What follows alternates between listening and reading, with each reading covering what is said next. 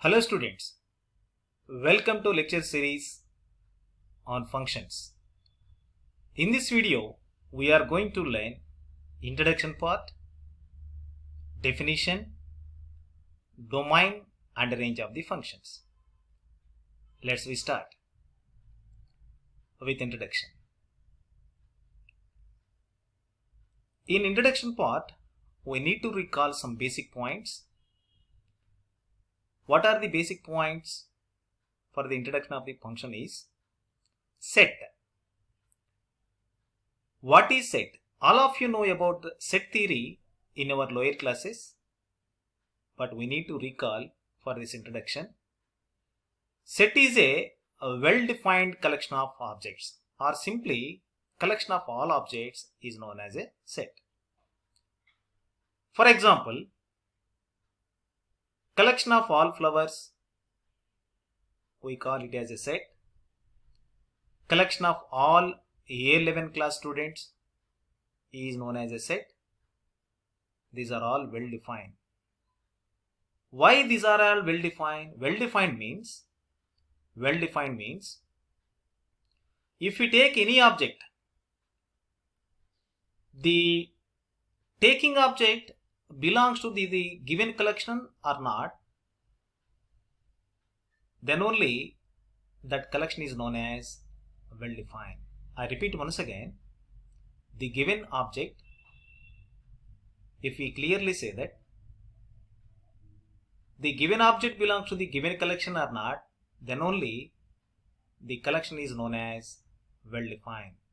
For example, if we take A11 class students is a collection. Here, this is a collection of A11 class students. All of you know about how many A11 students are there.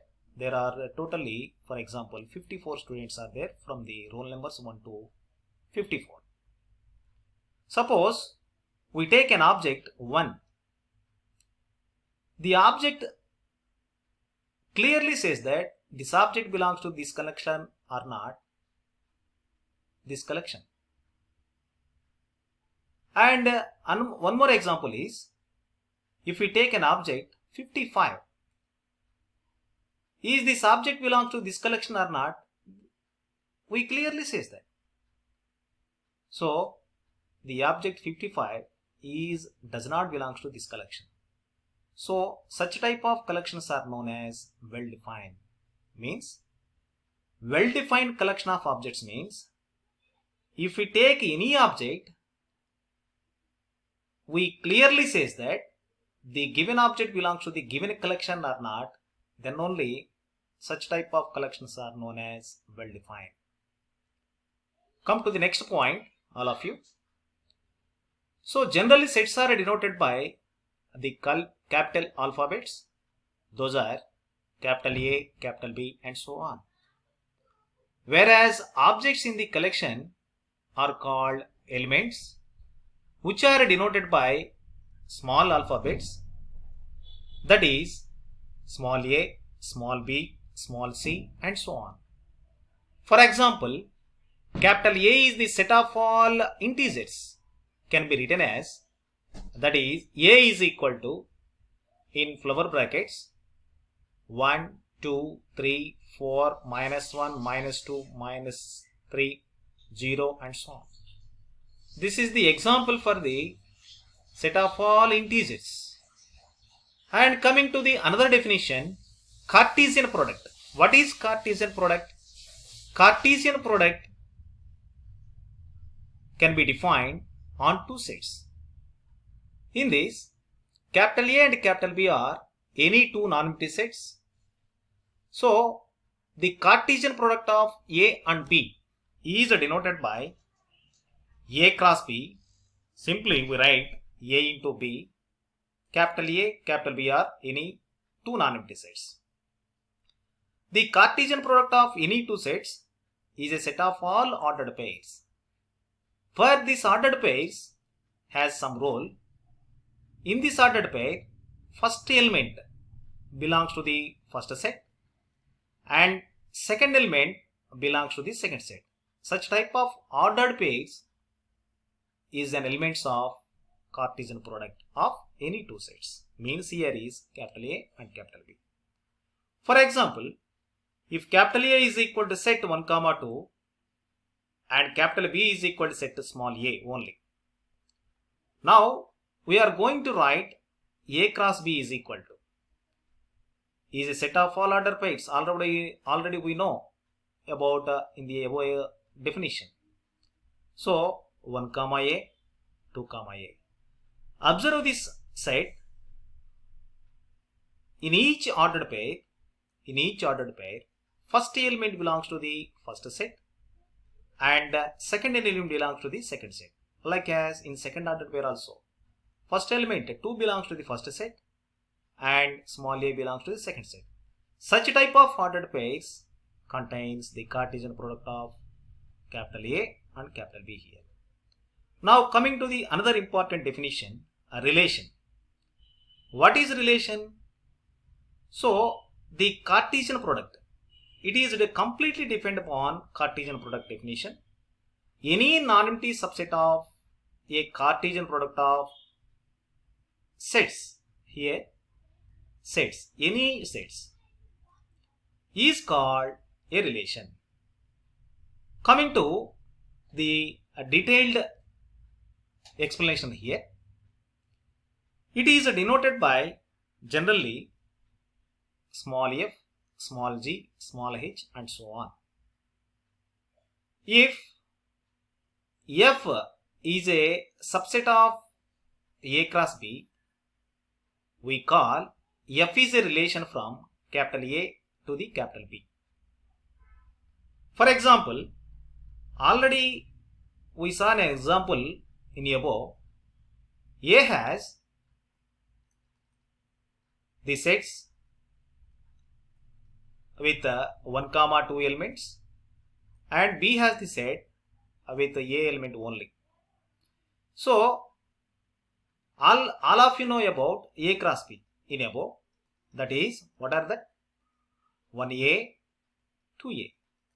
So from this we take an element, means we take a set which is subset to given set, which is subset to A cross B set. So suppose we take 1, A is a set which is also represented by small f, means function f. If f is equal to set of 1, A, observe this, the element is clearly, means the set is clearly contained in the set A cross B. That's why this set is known as a relation. And so such type of relations, so many relations are there. If we write another example, G is equal to set 2, A, is clearly contained in A cross B. That's why here G is also a relation. So now coming to very important notifications here. First one is, any set is subset to itself. That is, suppose we take a set capital A. Capital A is a subset to itself only. And empty set is subset to any set. Means empty set is generally represented by empty braces, or it is also denoted by pi. It is subset to any non-empty set. So these are two important points in set theory only. Coming to main object here, function. How the given relation is said to be function? Suppose capital A and capital B are non-empty sets. Here a relation f is said to be a function from A to B if, this is an important point, if to each element of A we assign unique element in B. Here capital A is domain, capital B is called codomain. And for example, in arrow diagrams, suppose a set or a function with the sets capital A and capital B. Here the function name is f. In A, 1, 2, 3 elements are there. In B, A, B, C elements are there. From that, we write the function f is equal to 1c, 2a, 3b. Is a function or not? Observe this diagram carefully. Every element in A has unique element in B. Means,